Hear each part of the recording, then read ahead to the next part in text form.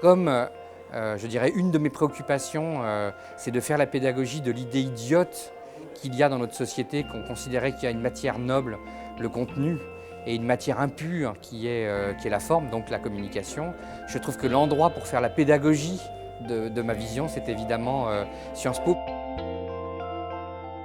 Bonjour, je suis Stéphane Fuchs, le vice-président d'Havas, et j'ai la chance d'être dans mon ancienne école, dont je ne suis pas diplômé, l'Institut d'études politiques de Paris.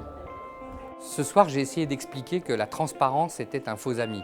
Elle était parfois nécessaire parce qu'elle faisait avancer la vérité, mais elle était parfois dangereuse parce que la transparence, en mettant tout à plat, en écrasant en quelque sorte les choses, ne permettait plus la compétition, le désir, l'émotion, et au fond qu'on passait à côté du vrai sujet qui est non pas d'être transparent, parce que si les gens qui étaient là ce soir se disent que j'étais transparent dans la conférence, ça ne sera pas un compliment, mais que j'étais intéressant parce que ce que j'ai dit les a intéressés. Et que cette mécanique-là, elle est pour nous, conseils en communication, évidemment plus importante, plus vertueuse que la seule question de la transparence. Parler à Sciences Po, pour moi, est une évidence, parce que c'est, je trouve, l'endroit où on réfléchit le plus à cette interaction qu'il y a entre les enjeux du contenu et les enjeux de la forme.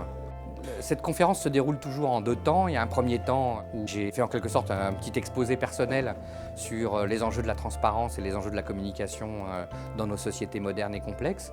Et puis ensuite, c'est très intéressant, on a un vrai échange avec la salle, on répond à des questions sur l'éthique, sur à quoi ça sert, sur des remarques. C'est toujours pour moi un dialogue qui est très utile et très enrichissant. Puis débattre avec des gens qui ont eux-mêmes beaucoup réfléchi sur ces sujets, qui ont écrit, qui ont une connaissance livresque, c'est évidemment intéressant.